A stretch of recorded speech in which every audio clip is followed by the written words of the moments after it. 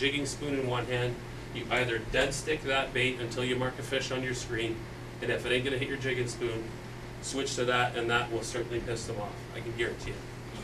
Same thing with a chubby darter. Only thing with a chubby darter I find is that the fall rate on those, you're gonna be, if you're in 25 feet, you're gonna be sitting there for 10 hours waiting for it to hit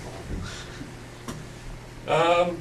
This puppet minnow here, I like to pay special attention to that. The reason being, when fish are in a real negative mood, and it does happen when you mark them on your Vexlar, and they're just not gonna hit, I turn to this bait here. And what I do with this, it's that big, and I cut my minnow in half, use a minnow head, and just sit it right in front of its face. More often than not, when they are in a negative mood, they're gonna take that. And if they're not gonna take that, they're not gonna take anything, it's just time to pick up and go find a new spot. Minnows on our buckshots and jigging spoons and things like that right up here, we'll tip all of them starting the day with 3 minnows. So 3 muds or dace, chub. If the fish are hitting that morning on 3 minnows, we'll continue with that pattern. If they're not going to hit while you're marking them, we'll start scaling down. So 2 down to 1, down to half, down to minnow head. Like I said, with these guys here, typically just a minnow head, and with these guys here, typically just a minnow head, bigger minnow head.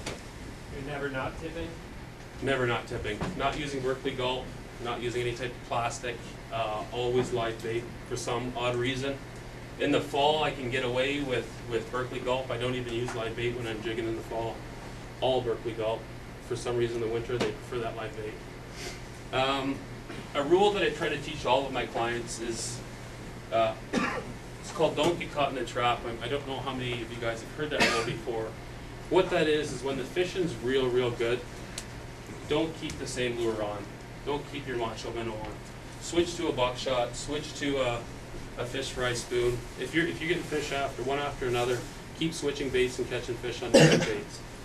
What that does is that instills confidence in more than one bait. So when you go out the next time and the fishing's tough, you have confidence in not just one bait, you have confidence in 10 baits. And that's the #1 lesson that I like to teach people, especially when fishing is real good. Let's go to the next one. Oh, sorry, go ahead.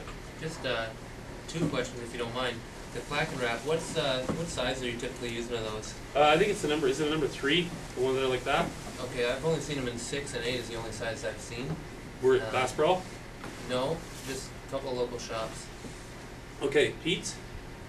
I haven't been to Pete's yet. Yeah, try Pete's. I was just there today. She has a pretty good selection. Okay, and the other question, the puppet minnow, what's the difference between the puppet minnow and your Rapala jigging wrap? Same thing?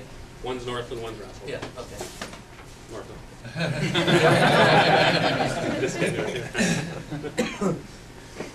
Actually, to be honest with you, the puppet minnow is a little less expensive. So, the rods that I use, it's a Northland Tricks. It's a Pro Angler trick stick. They're not available for sale in Canada, but this is what I use. They are available on their website. It's a good solid backbone, fast action tip. One thing that you kind of want to steer away from is the long, stiff broomstick rods where you're jigging and you can't really feel anything on the tip. A lot of the times when I go, I'll go through my jigging strategy on the next slide, but a lot of times you want a lot of feel, especially when you're trying to finesse those fish. And more often than not, you'll see guys that come up for the first time and they got like a medium heavy or heavy action rod. You'd never know when you got a strike. I mean, my biggest fish last year came on an 1.5-inch puppet minnow. I thought it was a dink until you lifted on it. Then it was a 13.3. So, yeah, rod's crucial. All of my rods are spooled with Berkeley Fireline crystal, obviously backed with mono. The reason for that is I like to have the strong feel, the strong hook sets. But I do use a fluorocarbon lead, 30-inch fluorocarbon lead. I use Drennan. The only reason I use Drennan is because it's a small spool that fits in my pocket. I don't have to carry around a giant spool. I like to remain as compact as possible. Obviously, I'll connect it together with the barrel swivel. What that does, instead of doing a blood knot, when your spoon's going up and going down, you have that curl that's going around. If you blood knot that, your line's going to be toast at the end of the day. These things are real cool. These are called the Berkeley Easy Clips. I don't know how many of you guys are familiar with those. You guys seen them before? Yeah? What I do is I actually cut the barrel swivel off of it and I just use the clip part because I already have a barrel swivel at the top. What that does is it allows me to just quickly take the spoon on and off without having to muck around with taking it off, especially when your hands are freezing. It gets real tough. My main line is connected to the fluoro through a barrel swivel. A small barrel swivel. I don't freeze up. It never freeze up. No. You made. You're on a putt, right? Yeah, even if I fish outside. So I have 30 inches of fluoro. Yeah, that's not gonna freeze, but I say your fire line freezes. Never no. I used the fire line last week for the first time. Did you use the smoky gray or the crystal? No, I used the crystal, that's all I used. Yeah. And I believe it was like night and day. It was so far superior. I believe it's coated with something actually. Well, the fire line ice is supposed to be crystal. Is Right. that what you're talking about Yeah, there? yeah. Yeah, that's coated with something. Mm-hmm. He used the fire line, that means a 6 pound model. That's all I ever use. The thing that, so, you go to the next slide and I'll explain. You use 6 pound model, that's all you use straight, you ever snap off? No. No? I would- He will though when he gets that 14. You will tomorrow when you go to the spot I put you. The only difference between mono is there's 20% stretch on mono. I mean, guys have their preferences, what they like to use. I personally like the feel. I like the feel of Fireline. I like to be able to feel what my jig is doing down there. I like on a hook set to know that I'm driving that hook into it. When you're in 30 foot of water and you have a fish strike, I personally feel on mono you do have a lot of give on there, especially on a 12 pounder. And sometimes that hook, you gotta bury that hook in, man. So I mean, it's personal preference, it's either way, so. For me, my ice rods, I hold them all on pistol grip. I don't know how many guys do, how many guys don't. I personally find it a lot easier, especially when I'm running a certain jigging sequence that's pretty technical, but I'll get into it. Specifically, I call it the cat with a string technique. When you're using a flasher, how many guys ice fish with a flasher here? So a lot of guys, okay. So when you're ice fishing, you mark a fish. What I'm doing is I'm pistol gripping my rod and I'm kind of bringing it up, reeling up as we go. So it's like a cat with a string. You know, you have a cat and you're holding a string and it's coming up. So I'm kind of doing that. When you're holding a rod, like you standardly do, like that, and you're trying to do this cat and a string thing, you're stuck right there. As soon as you get up there, you're holding a rod pistol grip like that. You're able to just keep going and keep going and keep going. If you got to set a hook, you just reel down and snap it right back up. It just gives you a lot more play, especially when you're doing that cat on a string thing, and it's a weird name, or you're really trying to finesse a fish, because you can actually put your finger under the line, especially with a puppet minnow or a jigging spoon when they're very inactive, and you can just kind of flick the line and just kind of make the thing dance up and down, up and down, up and down. Anybody fish pistol grip or just all standard grip? Standard, yeah. Give it a try. It feels a bit awkward and foreign at first, but pistol, do you like it? Yeah, Yeah. I do prefer it, yeah. Yeah, it's good if you have one rod in your hand, but if you're 2 rods, it's a little tough.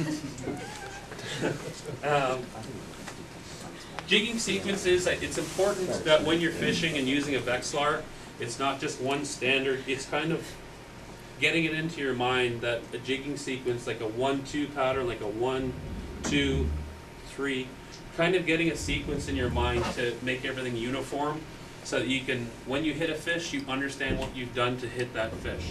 More often than not, you'll come up to the hole, like when you first come out, punch a hole and just stand there and just rip it, maybe do something like this, up in here. You're not gonna remember what you did when that fish came in and you called that fish in to get it to bite. What I do is I'll start it with a 2-4 sequence.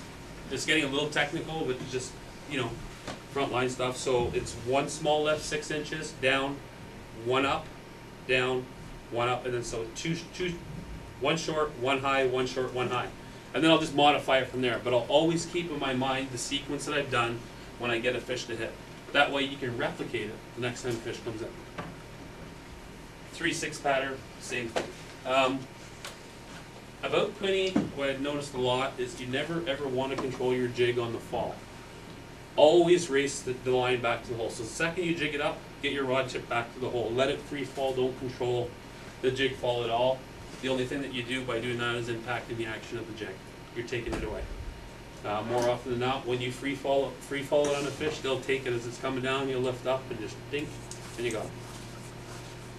The drag is another important thing. When I'm out there and you have the chance of hitting a 15 pounder on any given day, you want your drag set to be tight.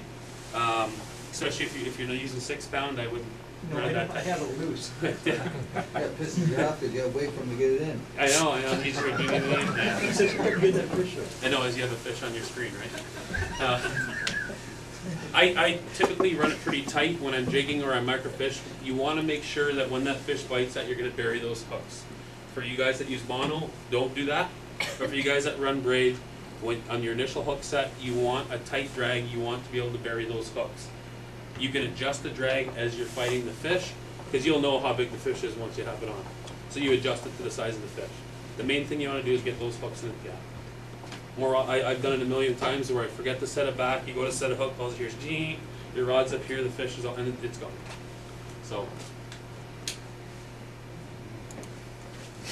So equipment that I use, this year I'm running Clam the Nook thermals.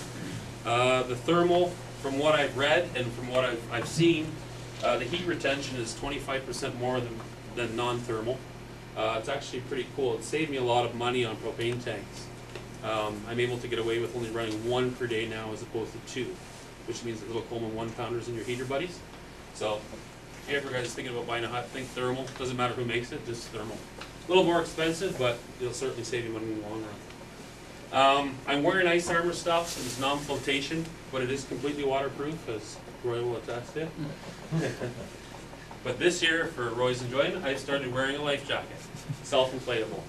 I wear the 2-piece non-floater because for me, when I'm sitting in a hut as opposed to a floater suit, it's less cumbersome. There's nothing worse than peeling off your floater suit and it's all over the place.